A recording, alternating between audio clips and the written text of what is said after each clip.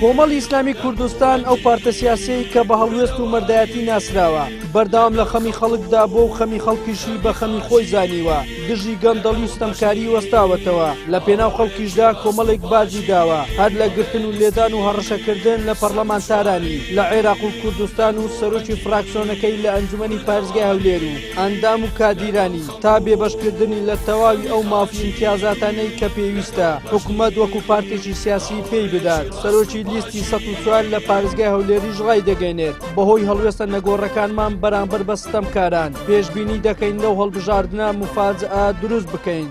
چاڕوان دەکرێت لەو هەڵبژاردنە کۆمەڵی ئیسلامی مفاجعەیەک دروست بکات لە هەولێر لەبەر ئەوەی لە ڕاستیدا لە 4 ساڵی ڕابردوو کۆمەڵی ئیسلامی لەسەر هەموو ئاستەکان وەکو حزب وەکو پەرلەمانتار وەکو نوێنەرەکانی لە حکوومەت لە ئەنجومەنی پارێزگا لە ئەنجومەی نوێنەران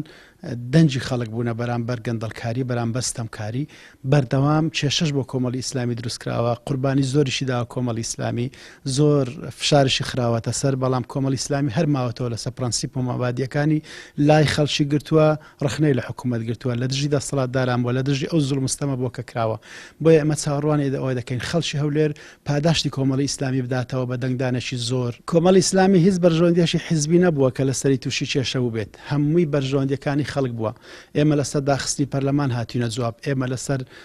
بڕینی موچەی خەڵک هاتینە جواب ئێمە پشتگیری داواکاریەکانی خەڵکمان کردووە بۆیە بەردەوام بارەگاکانمان پەلاماریان دراوەتەیە کەسایەتیەکانمان لە شوێنە گشتەکان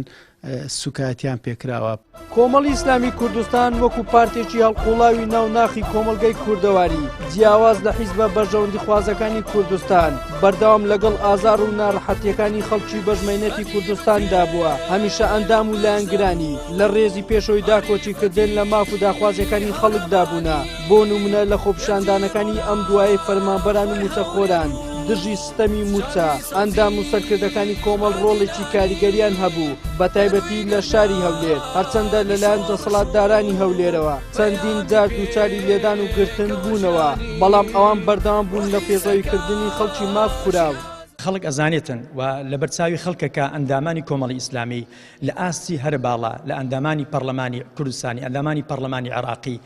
لە کەوادیرە بەرزەکانی کۆمەڵی ئیسلامی کەوادیرە بەرچاوەکانی کۆمەڵی ئیسلامی دەرکەوت کە لە خۆپیشاندانەکاندا لە پێشەوەی خەڵک بووینە داکۆچیکاری سەرسەختی مافی خەڵک بووینە و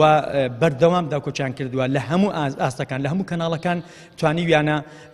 مەزلومیەتی خەڵکی کوردستان و ئەو مافەی کە لە خەڵکی کوردستان لە فەرمانبەرانی هەرێمی کوردستان لە مامۆستایانی خۆشەویستی کوردستان کراوە کۆمەڵی ئیسلامی توانیوێتی بەردەوام لەبەرەی خەڵکدا بێ بەهۆی بەردەوام لەبەرەی گەلبوون و سەنگەرگرتن لە دەسەڵاتدار ستەمکار و گەندەڵکارەکانی کوردستان کۆمەڵی ئیسلامی کوردستان ڕۆژ بە ڕۆژ ژمارەی ئەندام و لایەنگرانی لە هەڵکشاندایە بە تایبەتی لە پایتەختی کوردستان لە بەرامبەریشدا فشارەکانی دەسەڵات دژ بە کۆمەڵ لە زیادبووندایە بەڵام بەرپرسانی کۆمەڵ دووپاتی دەکەنەوە کە هەرگیز سازش لە هەڵوێستەکانیان ناکەن. وەلی سەلیم کەناڵی ئاسمانی پێم هەولێر.